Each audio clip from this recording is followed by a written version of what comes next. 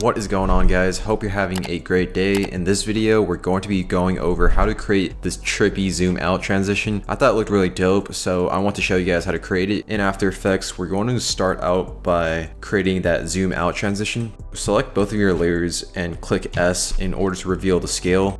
And if you go to the cut between your clips, we're going to go back 8 frames. I'm going to start out by keyframing the scale at 100% and then go towards the end of the clip, or go 1 frame before the end, and then I'm just going to keyframe that to like 40%. Move this keyframe towards the end. Because we keyframed the scale and made our layer smaller, we're going to add a motion tile. Change the output width and the height to 300. Click mirror edges. Also just make sure to turn on the motion blur for both of your layers.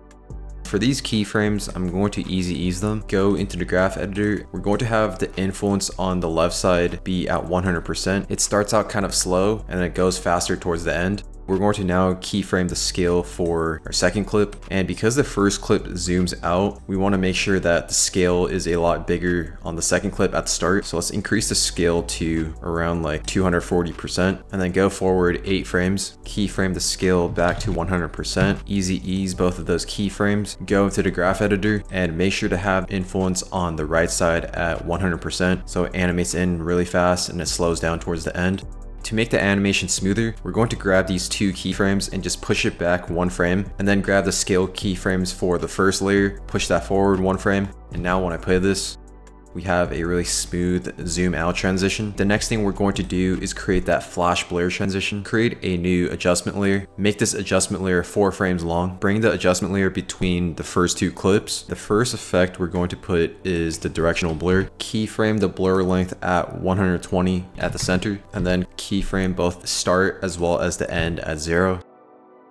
And because we're also creating that flash effect, we're going to add an exposure. Keyframe the exposure at 3 and the offset at 0.3 at the center. And keyframe both the start as well as the end at 0. Easy ease all of those keyframes. And now we have this really cool zoom out transition with the flash blur effect. Next thing we're going to do is create a new adjustment layer, and make sure this adjustment layer is as long as your second layer. First effect, we're going to add a displacement map. This is the effect that's going to make our footage trippy. Go to the displacement map layer, and then for this part right here, you want to make sure that you have your video layer selected. So in my case, it's going to be the 3rd layer, which is the second clip, and then we're going to keyframe only the max vertical displacement. For this max horizontal displacement, just make sure that it's at 0, and then for this part you can adjust it, make it look however you want. I'll make mine at like 455. I'm also going to select this wrap pixels around so that it gets rid of some of the transparency. Keyframe the max vertical displacement. Bring this keyframe to the start of the adjustment layer. From the start, I'm going to go forward 12 frames. Keyframe the max vertical displacement back to 0. Easy ease both of those keyframes. Go into the graph editor, and we're going to have the influence on the right side at 100%.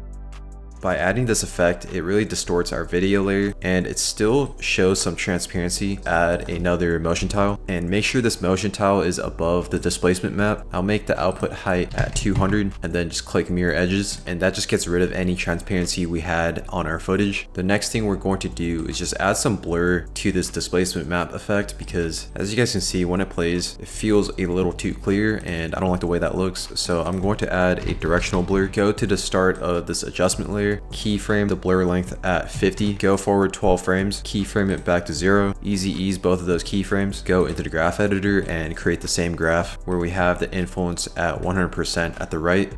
This is what we have for our transition.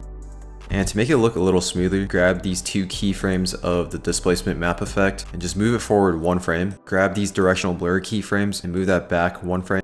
Now when I play this is what we have for our final transition, and by overlapping those keyframes, it just makes the animation feel a lot smoother. That is all I have for now. Thank you guys for watching, and I'll see you guys in the next video.